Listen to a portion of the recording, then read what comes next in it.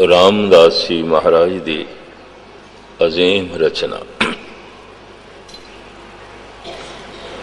इस दे बड़े एक मूल सिद्धांतिक नुकते का जिक्र किया है जो धर्म की दुनिया की प्रथम साधना है ते अखीरली साधना है।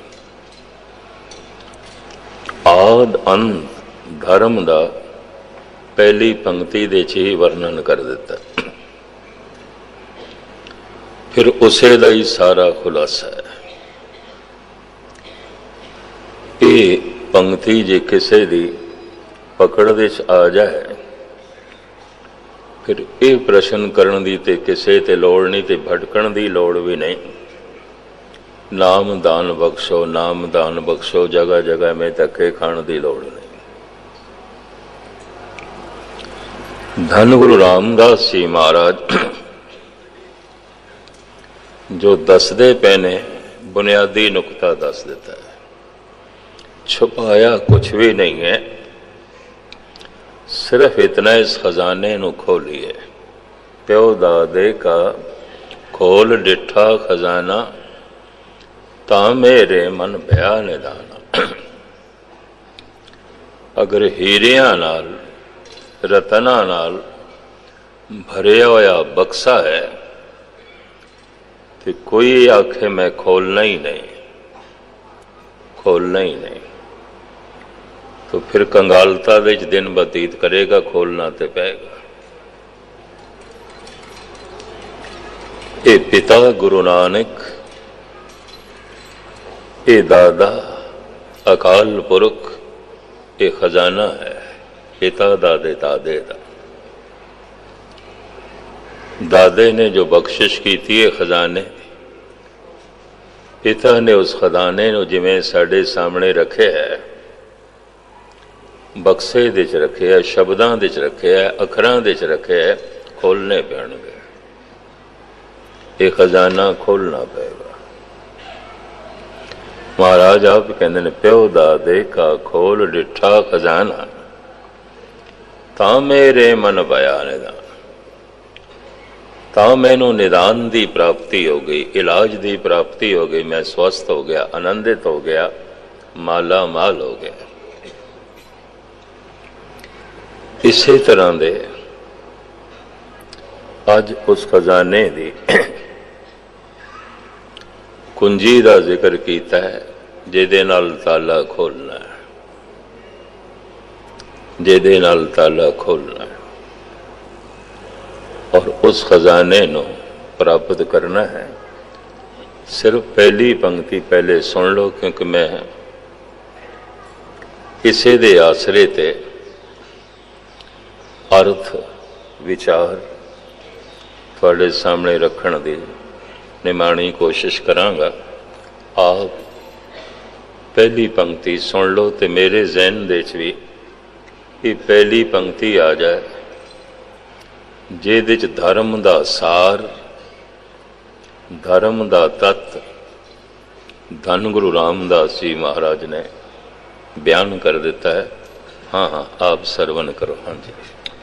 एक ओंकार सतगुर प्रसाद। वाहिद है, एक है, जिस तो उत्पत्ति पालना नाश हो रहा है, सत स्वरूप है, सारा ज्ञान उसे तो आमदा है, गुरु है, सुभाव दे ओ प्रसाद है, बख्शिंद है, दयालु है, करुणाकर है, करीम है, रहीम है। हाँ जी।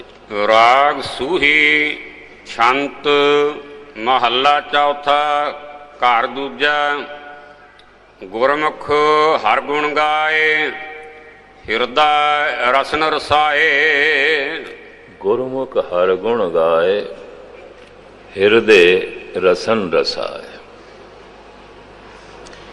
विज्ञान की सारी खोज खड़ी है अख ते बुद्ध ते। अख दे नाल बुद्ध नहीं है, ये पदार्थ की खोज नहीं कर सकेगा। धर्म की सारी खोज खड़ी है रसना ते हिरदे ते। रसना नाल हिरदा नहीं, ये खोज नहीं कर सकेगा धर्म की। अख दे नाल बुद्ध नहीं, ਇਹ ਪਦਾਰਥ ਦੀ ਖੋਜ ਨਹੀਂ ਕਰ ਸਕੇਗਾ। ਰਸਨਾ ਦੇ ਨਾਲ ਹਿਰਦਾ ਨਹੀਂ, ਇਹ ਪ੍ਰਭੂ ਵਿੱਚ ਲੀਨ ਨਹੀਂ ਹੋ ਸਕੇਗਾ। ਸਾਫ਼ ਕਹਿ ਦਿੱਤੀ ਹੈ, ਤਤਮਈ ਗੱਲ ਹੈ। ਅੱਖਾਂ ਤੇ ਪਸ਼ੂਆਂ ਕੋਲ ਵੀ ਨੇ,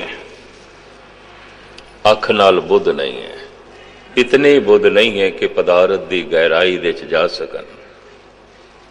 ਅੱਖਾਂ ਤੇ ਸਾਰੇ ਮਨੁੱਖਾਂ ਕੋਲ ਨੇ, ਕੋਈ ਸਾਰੇ ਸਾਇੰਟਿਸਟ ਨਹੀਂ ਬਣ ਜਾਂਦੇ।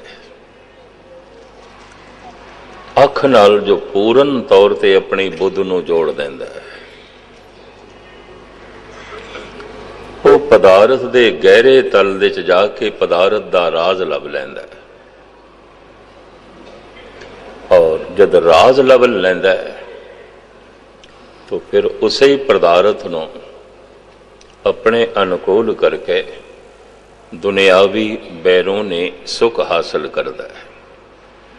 ਸਿਰਫ ਪਦਾਰਥ ਦਾ ਰਾਜ਼ ਜਾਣ ਕੇ। ਪਰ ਇਹ ਜਾਣਨਾ ਖੜਾ ਹੈ ਅੱਖ ਤੇ ਬੁੱਧ ਤੇ। ਬੁੱਧ ਹੈ, ਅੱਖਾਂ ਨਹੀਂ ਨੇ, ਕਮਜ਼ੋਰ ਨੇ, ਜਾਂ ਅੱਖਾਂ ਦੇ 'ਚ ਜੋਤ ਨਹੀਂ ਹੈ। ਇਹ ਸਾਇੰਟਿਸਟ ਨਹੀਂ ਹੋ ਸਕਦਾ, ਸਾਇੰਟਿਸਟ ਨਹੀਂ ਹੋ ਸਕਦਾ। ਹਿਰਦਾ ਹੈ, ਜ਼ਬਾਨ ਨਹੀਂ ਹੈ, ਰਸਨਾ ਨਹੀਂ ਹੈ, ਗੁੰਗਾ ਹੈ। ਤਾਂ ਹੁਣ ਮੈਂ ਅਰਜ਼ ਕਰਾਂ, ਇਹ ਭਗਤ ਵੀ ਨਹੀਂ ਹੋ ਸਕਦਾ।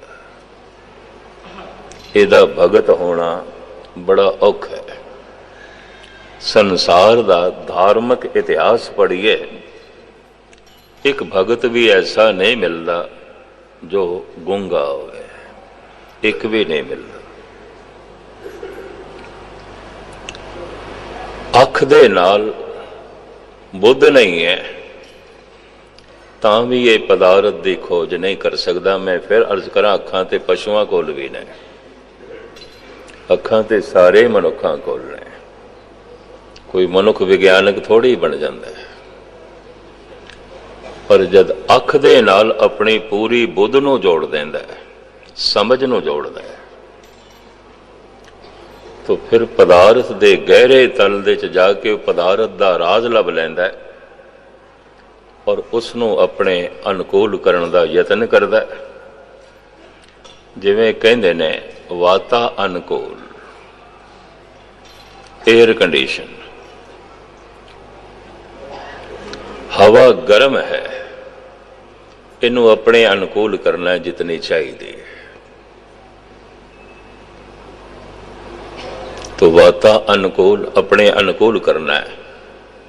पवन बड़ी शीत लहर चल रही है, बड़ी ठंडी हवा चल रही है, वाता अनुकूल, इनू गर्म करना है, अपने अनुकूल करना है। जितने च मैं सुख ले सकदा, जितने च मैनू आराम मिल सकता है। मनुख प्रकृति दे हर तत्व नूं अख नाल बुद्ध जोड़ के अनुकूल करन दा यतन करदा रहे।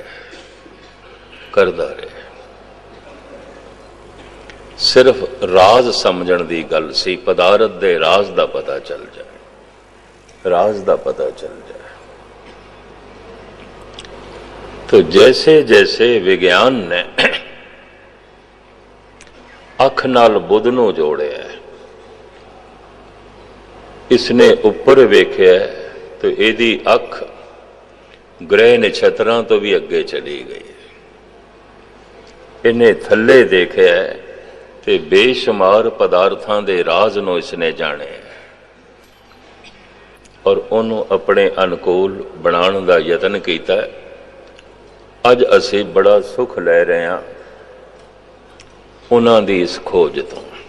ये पंखे ने, फ्रिज ने, टेलीविजन ने, रेडियो है, टेलीफोन है, ये माइक्रोफोन है, कैमरे ने, गर्ज के कितने साधन उन्होंने जुटा दिते ने पदार्थ नूं अनुकूल करके,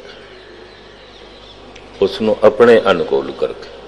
मैनू जिस तरह का चाहिए है, मैं इस पदार्थ नूं वो रूप देना है। ਵਗ ਰਿਹਾ ਦਰਿਆ ਨਹੀਂ, ਮੈਨੂੰ ਇਸ ਨੂੰ ਆਪਣੇ ਖੇਤ ਤੱਕ ਪਹੁੰਚਾਉਣਾ ਹੈ, ਮੈਨੂੰ ਇਸ ਨੂੰ ਆਪਣੀ ਧਰਤੀ ਤੱਕ ਪਹੁੰਚਾਉਣਾ ਹੈ। तो बड़े बड़े डैम बने ने सारी दुनिया च, दरियावां दे रुख मोड़ के रख दिते गए ने, नहरां दे राही वो जांदे किस पासे सन ते हुण जा किहड़े पासे रहे ने। विज्ञान प्रकृति नूं अपने अनुकूल करना, धर्म परमात्मा दे अनुकूल अपने आप नूं करना, बिल्कुल उल्टी खेड है, उल्टी खेड है। प्रकृति नूं अपने अनुकूल करना ये साइंस दा काम है, विज्ञान दा काम है। परमात्मा दे अनुकूल हो जाना ये ज्ञान दा काम है, ये धर्म दा काम है। प्रभु दे अनुकूल हो जाना, समर्पण कर देना। एक दे च इंज मैं कह दिया, दरिया दे च नौका चलानी है चप्पूआं दे राहें। एक दे च ये है बेड़ी नूं छोड़ देना है बहाव दे च। प्रभु जिस पासे तेरा वहण है, जिस पासे तेरा बहाव है, असी तेरे अनुकूल, तेरे अनुकूल छोड़ दिता तेरे थे, तू जिधर ले जाए। अपने आप नूं परमात्मा दे अनुकूल करना धर्म, प्रकृति नूं तत्तां नूं अपने अनुकूल करना यह विज्ञान है, साइंस है। प्रकृति नूं जो अपने अनुकूल करन दा यतन करते हैं, असी उसनूं साइंटिस्ट कहते हैं। परमात्मा दे अनुकूल जो हो जाते हैं, असी उसनूं सेंट कहते हैं, संत कहते हैं। बस यही दोहें महान ने।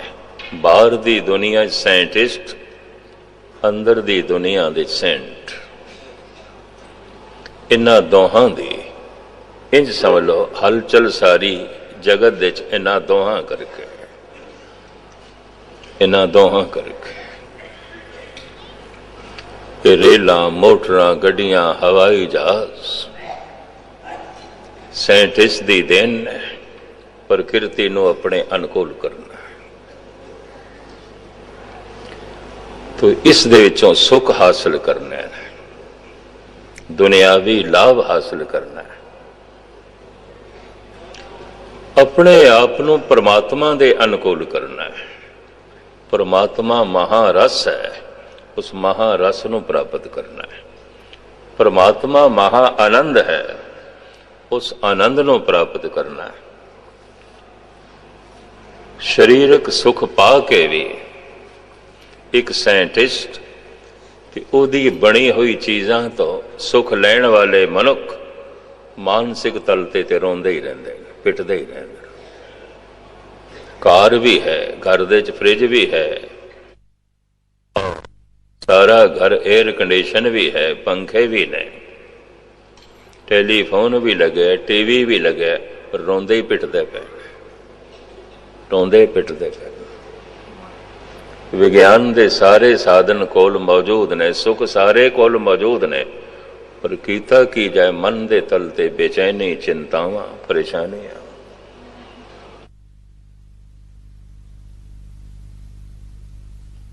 हो सकता है जिन्हें अपने आप नूं परमात्मा दे अनुकूल कर लिया है, महा आनंद, महारस प्राप्त कर लिया है, हो सकता है इहदे कोल चंगा भोजन खाण नूं ना होवे, पर उसने ऐसा महा आनंद मान लिया है जिहदे सामने भोजन का रस फिक्का पै गया, भोजन सिर्फ शरीर की लोड़ रह गई, भोजन का रस ही फिक्का पै गया। बड़े ध्यान नाल सुनना।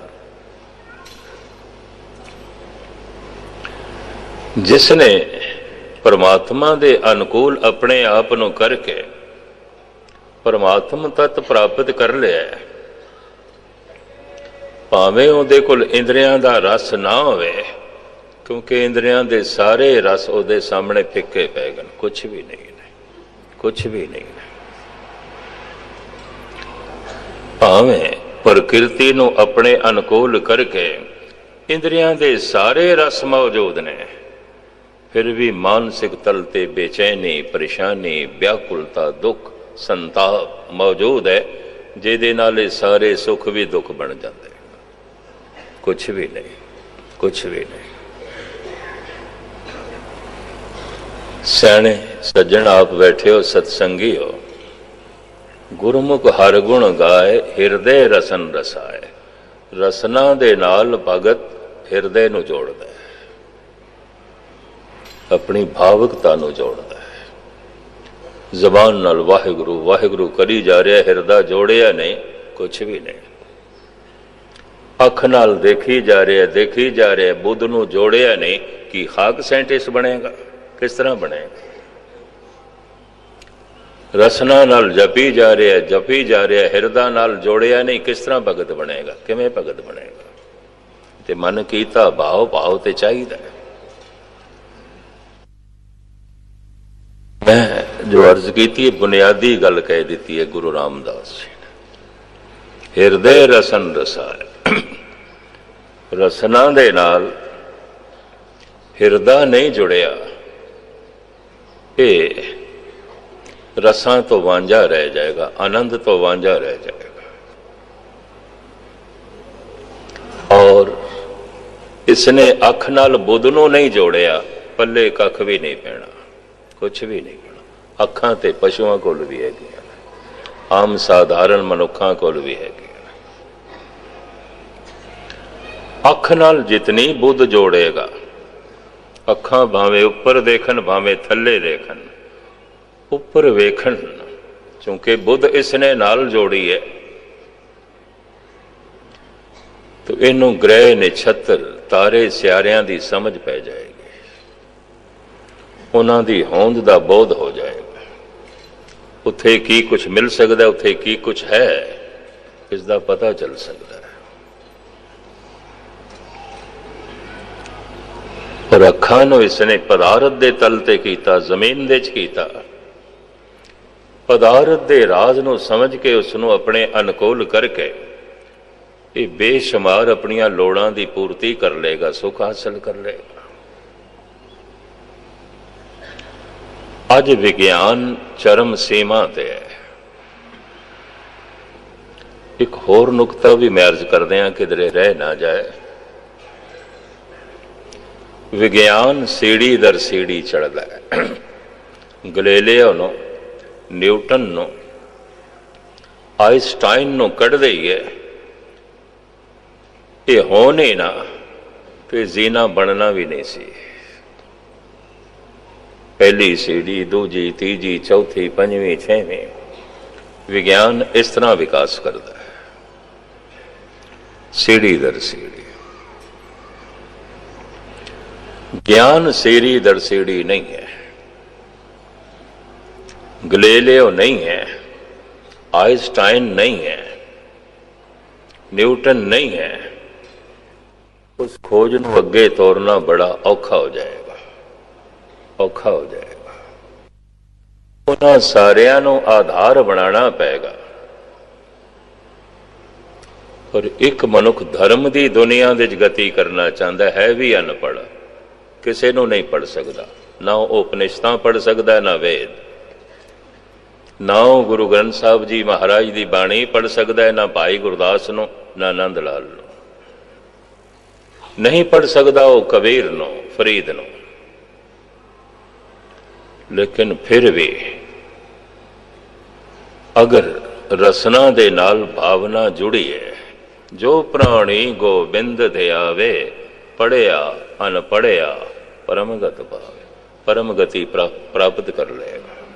ਗਿਆਨ ਦਾ ਸਾਗਰ ਪਦਾਰਥ ਵਿਗਿਆਨ ਦਾ ਮਾਰਗ ਅੱਖ ਤੇ ਬੁੱਧ ਤੇ ਖੜਾ ਹੈ, ਧਰਮ ਦਾ ਮਾਰਗ ਰਸਨਾ ਤੇ ਹਿਰਦੇ ਤੇ ਖੜਾ ਹੈ। ਇਹ ਬੁਨਿਆਦੀ ਗੱਲ ਜੋ ਮੈਨੂੰ ਧੰਨ ਗੁਰੂ ਰਾਮਦਾਸ ਜੀ ਦੇ ਇਸ ਵਾਕ ਚੋਂ ਲੱਭੀ ਹੈ, ਤੁਹਾਡੇ ਸਾਹਮਣੇ ਰੱਖਦਾ ਪਿਆ। ਗੁਰਮੁਖ ਹਰ ਗੁਣ ਗਾਏ। ਗੁਰਮੁਖ ਹੋ ਕੇ ਹਰੀ ਜਨ ਹਰੀ ਦੇ ਗੁਣ ਗਾਉਂਦਾ ਹੈ। ਕਿਸ ਤਰ੍ਹਾਂ ਗਾਉਂਦਾ ਹੈ? ਹਿਰਦੇ ਰਸਨ ਰਸਾਏ। ਬਸ ਇਸ ਤਰ੍ਹਾਂ ਹੀ ਗਾਈ ਜਾ ਰਿਹਾ, ਵਾਹਿਗੁਰੂ ਵਾਹਿਗੁਰੂ ਵਾਹਿਗੁਰੂ ਨਹੀਂ, ਰਸਨਾ ਨਾਲ ਪੂਰਾ ਹਿਰਦਾ ਜੋੜ ਦਿੰਦਾ, ਪੂਰੀ ਭਾਵਕਤਾ ਜੋੜ ਦਿੰਦਾ। ਫਿਰ ਦੁਹਰਾਵਾਂ, ਜੋ ਪੂਰੀ ਬੁੱਧ ਜੋੜ ਦਿੰਦਾ ਹੈ, ਆਪਣੀ ਸਾਰੀ ਦਿਮਾਗੀ ਸ਼ਕਤੀ ਜੋੜ ਦਿੰਦਾ ਹੈ ਅੱਖ ਦੇ ਨਾਲ, ਪਦਾਰਥ ਦੇ ਬੜੇ ਗਹਿਰੇ ਗਹਿਰੇ ਰਾਜ਼ ਉਹ ਲੱਭ ਲੈਂਦਾ ਹੈ, ਪ੍ਰਾਪਤ ਕਰ ਲੈਂਦਾ।